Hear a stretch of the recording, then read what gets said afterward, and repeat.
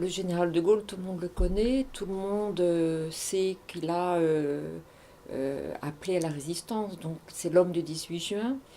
C'est aussi le fondateur de la Ve République pour indiquer les deux principaux jalons de ce qui fait son poids dans l'histoire. Et bien évidemment, tout cela, les gens le connaissent, beaucoup de biographies ont été écrites là-dessus. Mais ce qui est intéressant, c'est de voir, de prendre un petit peu de recul et de voir un petit peu comment euh, le mythe s'est construit autour du général de Gaulle.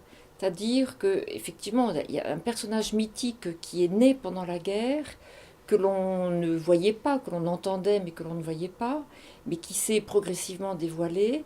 Et ce mythe a plus ou moins perduré.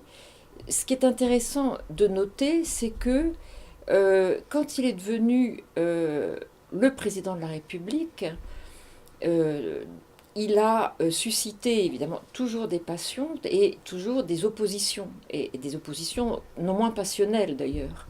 Et ce qui est intéressant de voir, c'est que progressivement, le personnage s'est construit comme un héros de l'histoire. Ce que l'on a pu voir notamment en 69 à son départ, il y a un certain nombre de lettres qui lui ont été écrites par des gens qui étaient en France et à l'étranger. D'ailleurs, ce qui est intéressant, c'est que le héros et le mythe se sont développés en France et à l'étranger. Et en 69, après son départ, beaucoup de Français ont considéré que c'était une injustice, c'était même une honte, que de l'avoir renvoyé comme un malpropre en quelque sorte. Et là, la figure du héros sacrifié a été un petit peu mise en avant.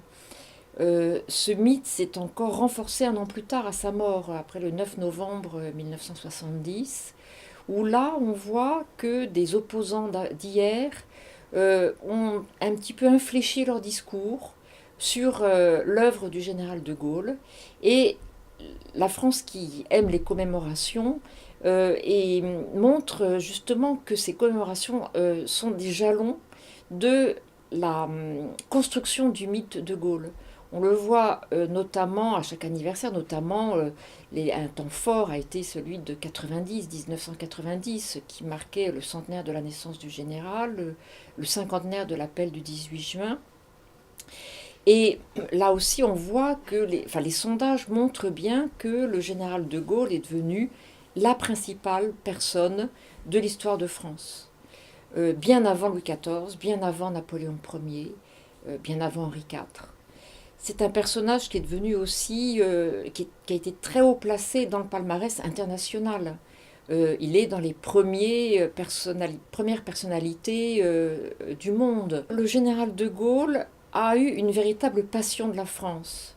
Et c'est pour cela que j'ai donné ce sous-titre à cette biographie, qui est une biographie très, très partielle, parce que je ne pouvais pas refaire toute la biographie du général de Gaulle. Mais j'ai voulu insister sur ce qui faisait l'importance de son œuvre sur le plan de la passion. Il avait la passion de la grandeur, il avait la passion de l'indépendance de la France et la passion de la personne. Enfin, il personnifiait véritablement la France. La Madone aux fresques des murs, écrit-il dans ses mémoires. Et j'ai voulu montrer justement cette passion, ce combat passionnel qu'il a mené.